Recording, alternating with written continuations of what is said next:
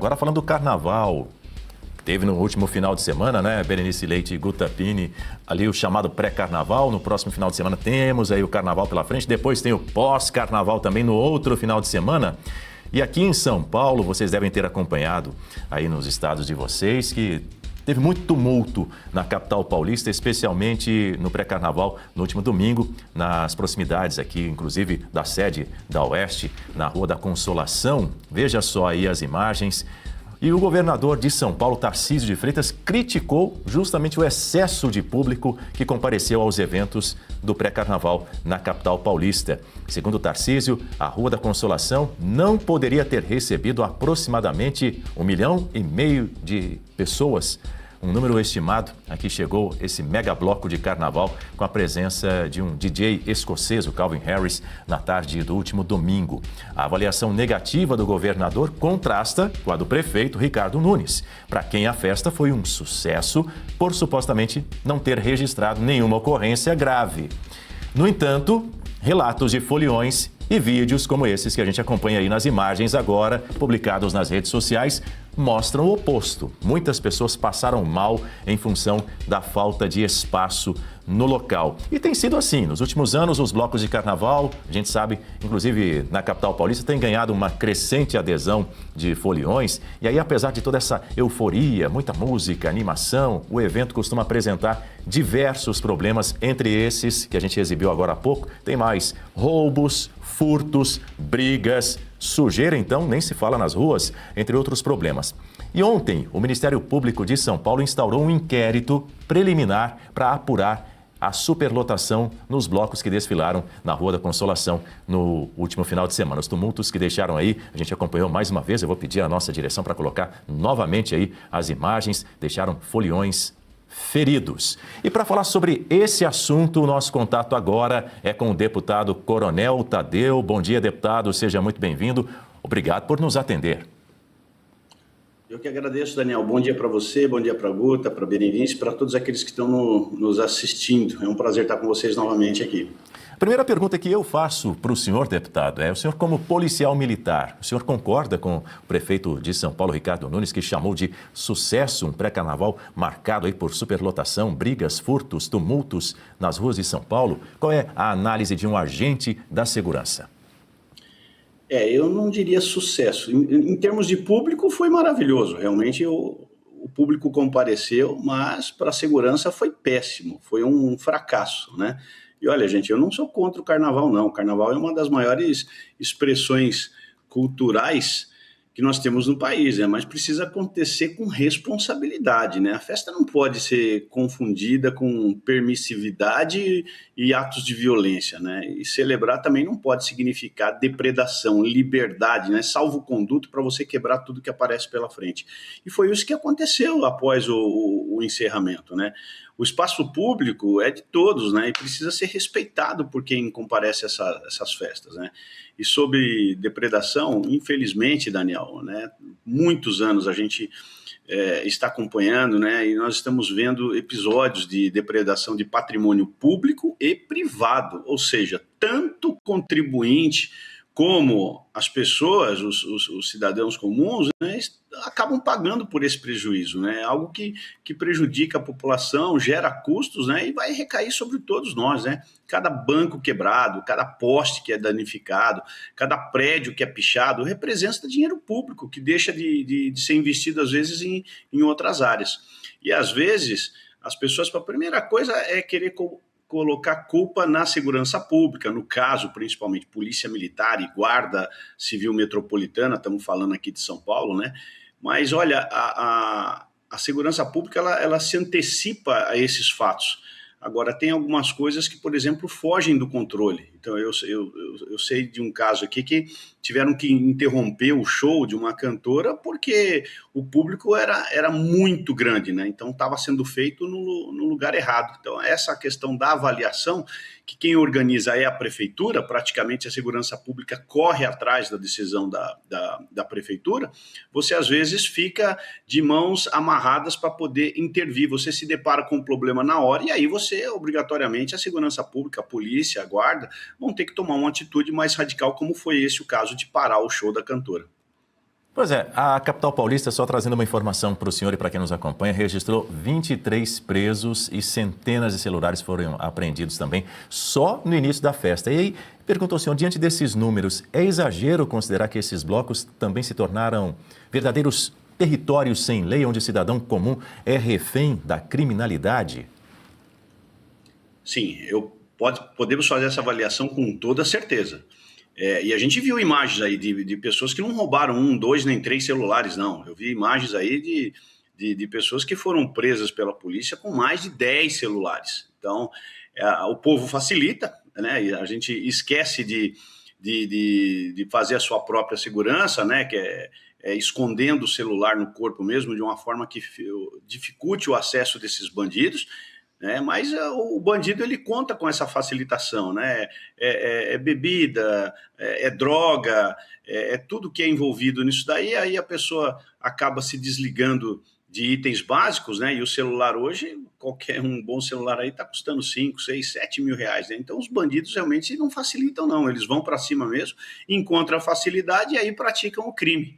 Então isso é muito comum, por mais que você avise, eu vejo aí em todos os canais, o pessoal sempre tocando nesse ponto da segurança, né? Avisa, reforça, é uma coisa óbvia, né? Você, quando está ali sóbrio, você tem uma determinada atenção. No momento em que você já embala um pouco com a bebida, e aí você começa a ficar um pouco mais frágil ali no quesito segurança, né? Você começa a facilitar a vida deles. E aí o que acaba redundando disso tudo é justamente mais trabalho para a polícia, que vai, às vezes pega e às vezes não pega, né? Eu fico imaginando o número de celulares que são furtados, alguns até roubados, né? A diferença é justamente a violência no ato, e que nem a polícia toma conhecimento, porque o sujeito realmente sabe que perdeu e não vai para a delegacia, não vai fazer uma ocorrência, nem aquela ocorrência eletrônica, né? O boletim de ocorrência eletrônico que aqui em São Paulo, e acredito que no Brasil todo tenha. Então as pessoas acabam facilitando demais, dão essa chance para o criminoso se encontrar novamente nesse mundo do crime, né? Falou assim, facilitou, eu vou lá, pego o celular e faturo o meu no final de semana. Enquanto o senhor falava, deputado, nós exibíamos aqui, eu vou pedir a nossa direção para encher a tela mais uma vez com essa imagem, do momento em que as grades de contenção do desfile do Bloco Skol no Carnaval de São Paulo, essas grades, o público ali no meio do tumulto derrubou aí essas grades. Eu queria fazer uma pergunta para o senhor em relação a isso. Como é que essa questão da organização também, a logística, a divisão de espaços para o público poder participar, como é que isso deve ser pensado, ou se na avaliação do senhor deve, de fato, ser repensado, se foi um equívoco a maneira como os organizadores lidaram com esse tema? Porque, lamentavelmente, a gente acabou vendo ali que, diante do volume de pessoas, né, aglomeração de pessoas, os foliões eles ficavam meio que aprisionados ali em alguns locais. E aí muitos passando mal e também entrando em pânico. Isso foi relatado, inclusive, por pessoas, por foliões, por meio das redes sociais também.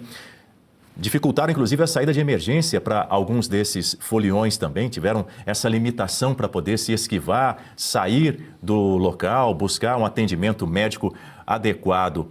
Na avaliação do senhor, olhando aí essas imagens, que a gente vai encher a tela com elas mais uma vez, faltou organização, faltou uma análise quanto à logística desse espaço?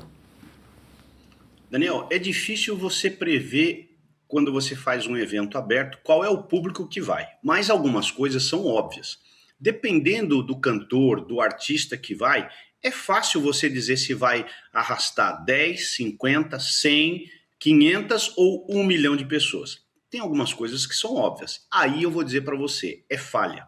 É falha mesmo porque eles não dimensionaram a questão da segurança com o porte do evento.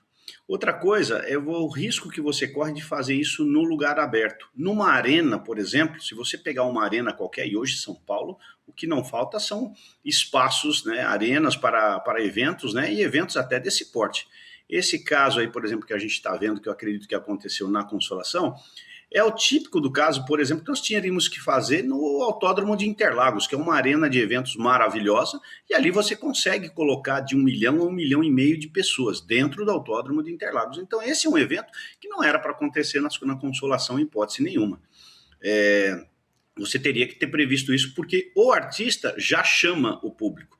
Em alguns casos, né, você fazendo em arena, mesmo que você seja surpreendido pelo público, é muito fácil você barrar a entrada. Opa, lotou, porque não tem ingresso, é tudo gratuito. Então a polícia está lá para controlar isso. Uma vez que encheu a arena, quem ficou de fora, ficou. Aí fica tudo mais fácil você administrar quem está dentro e também quem está fora.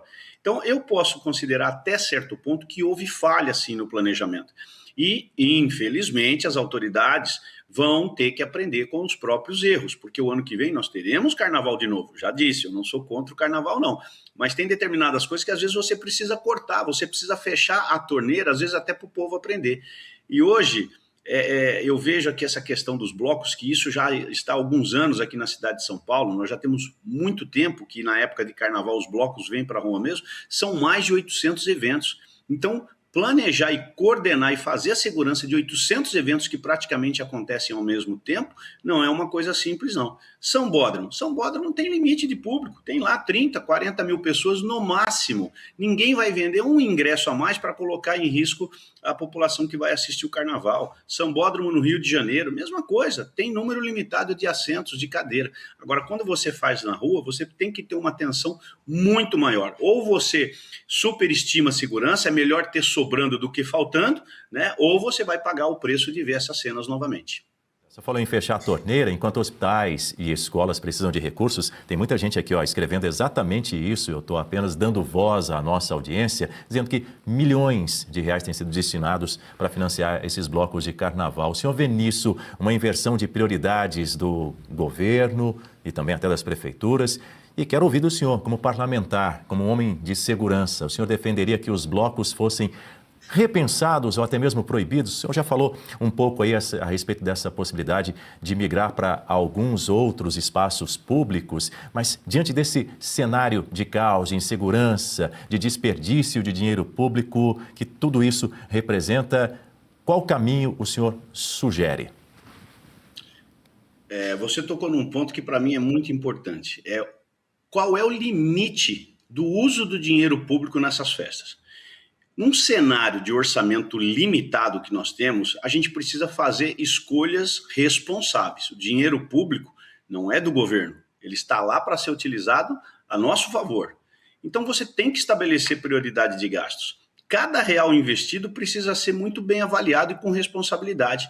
Então, às vezes, me dói o coração quando eu vejo que falta médico, falta vaga em creche, você não tem uma manutenção básica da cidade, por exemplo. E o gasto de festas aí, às vezes, é desenfreado, é muito dinheiro público envolvido. Né? O dinheiro público, na minha opinião, tem que priorizar serviços, né, de saúde, educação, infraestrutura, né, antes de se gastar com festa. Então, muitas pessoas acabam participando do carnaval, outras nem participam, mas todos nós vamos pagar essa conta, porque quem está recolhendo imposto somos todos nós, né? E a gente está vendo esse dinheiro sendo gasto. Então, não é justo que o contribuinte acabe financiando uma festa, enquanto nós estamos vendo aí em todos os lugares, né, problemas diários no transporte, na segurança, na saúde. Fica doído a gente falar aqui, poxa, eu sou a favor do carnaval, eu sou a favor, mas em relação ao dinheiro público envolvido nessa festa, a gente tem que ter um teto. E eu estou achando que esse teto praticamente ele não existe mais. Arrancaram esse teto e aí virou praticamente a farra do boi, e você sabe muito bem que isso acaba virando compra de voto, principalmente num ano de eleição como esse, né? Então, o poder público acaba pagando duas vezes, na minha opinião, para realizar a festa e depois para consertar os danos que nós acabamos de ver. Isso aí, para mim, é inadmissível. Muito bem, deputado Coronel Tadeu, muito obrigado pela sua participação aqui no Jornal da Oeste, primeira edição. Bom dia para o senhor e até uma próxima oportunidade e que seja em breve. Muito obrigado, Daniel, e a todos vocês. Bom programa e boa semana.